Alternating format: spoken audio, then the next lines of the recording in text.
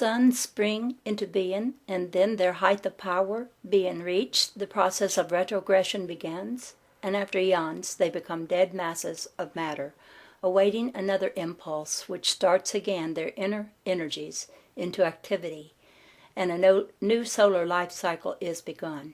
And thus it is with all the worlds. They are born, grow, and die, only to be reborn.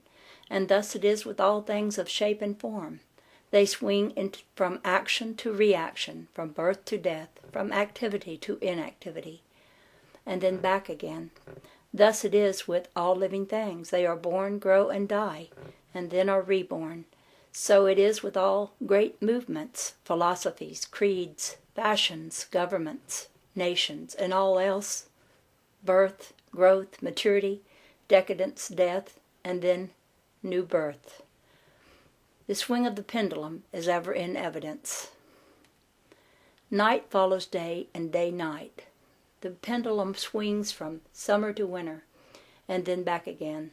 The corpuscles, atoms, molecules, and all masses of matter swing around the circle of their nature. There is no such thing as absolute rest or cessation from movement, and all movement partakes of rhythm. The principle is of universal application. It may be applied to any question or phenomena of any of the many planes of life. It may be applied to all phases of human activity. There is always the rhythmic swing from one pole to the other. The universal pendulum is ever in motion. The tides of life flow in and out according to law. The principle of rhythm is well understood by modern science, and is considered a universal law as applied to material things.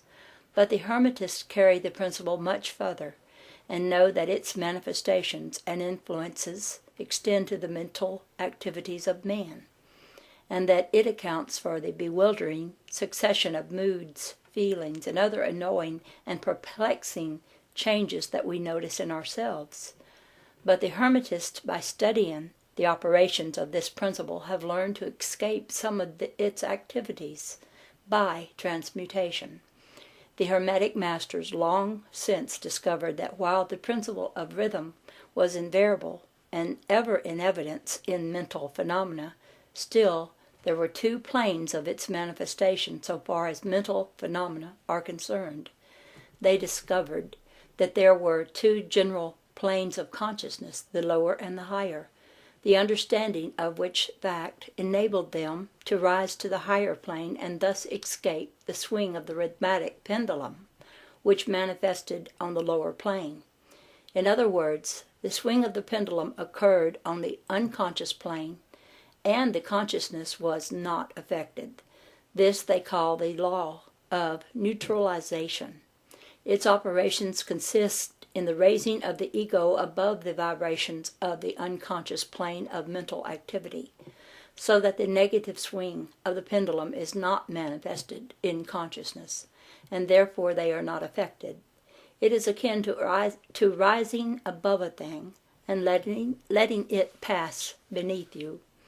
The Hermetic master or advanced student polarizes himself at the desired pole, and by a process akin to refusing to participate in the backward swing, or, if you prefer, a denial of its influence over him, he stands firm in his polarized position, and allows the mental pendulum to swing back along the unconscious plane. All individuals who have attained any degree of self-mastery accomplish this more or less unknowingly, and by refusing to allow their moods and negative mental states to affect them, they apply the law of neutralization.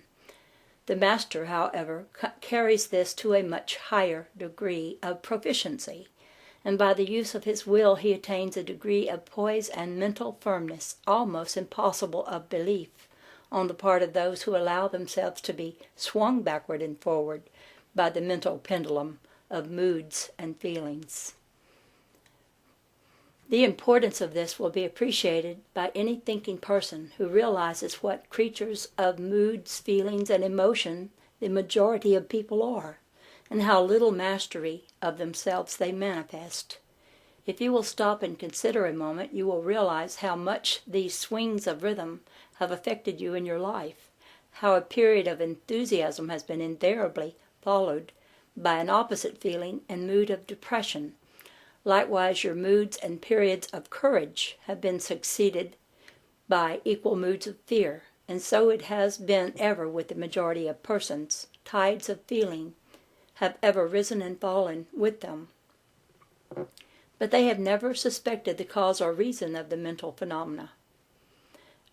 An understanding of the workings of this principle will give one the key to the mastery of these rhythmic swings of feeling, and will enable him to know himself better and to avoid being carried away by these inflows and outflows.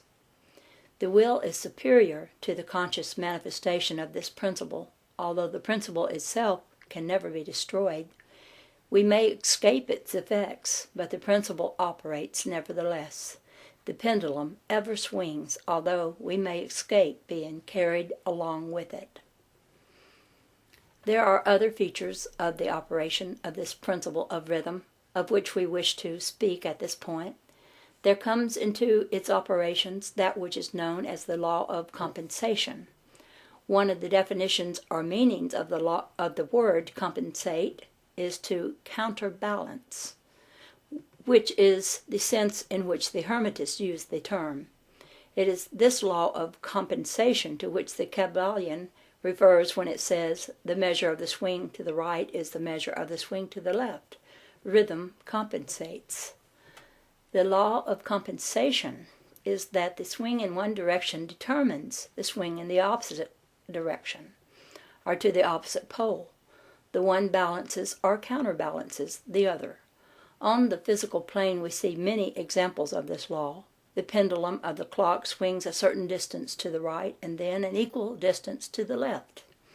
The seasons balance each other in the same way. The tides follow the same law, and the same law is manifested in all the phenomena of rhythm. The pendulum, with a short swing in one direction, has but a short swing in the other, while the long swing to the right invariably means the long swing to the left.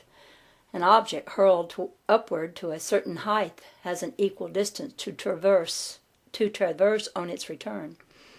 The force with which a projectile is sent upward a mile is reproduced when the projectile returns to the earth on its return journey. This law is constant on the physical plane, as reference to the standard authorities will show you. But the Hermetists carry it still further. They teach that a man's mental states are subject to the same law. The man who enjoys keenly is subject to keen suffering, when he who feels but little pain is capable of feeling but little joy. The pig suffers but little mentally and enjoys but little. He is compensated. And on the other hand, there are other animals who enjoy keenly, but whose nervous organism and temperament cause them to suffer exquisite degrees of pain. And so it is with man. There are temperaments which permit of but low degrees of enjoyment and equally low degrees of suffering, while there are others which permit the most intense enjoyment, but also the most intense suffering. The rule is that the capacity for pain and pleasure in each individual are balanced. The law of compensation is in full operation here. But the Hermetists go still further in this matter. They teach that before one is able to enjoy a certain degree of pleasure, he must have swung as far proportionately toward the other pole of feeling. They hold, however, that the negative is precedent to the positive in this matter. That is to say that in experiencing a certain degree of pleasure, it does not follow that he will have to pay up for it with a corresponding degree of pain.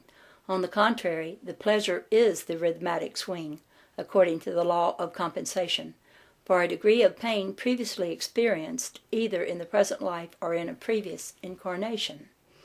This throws a new light on the problem of pain.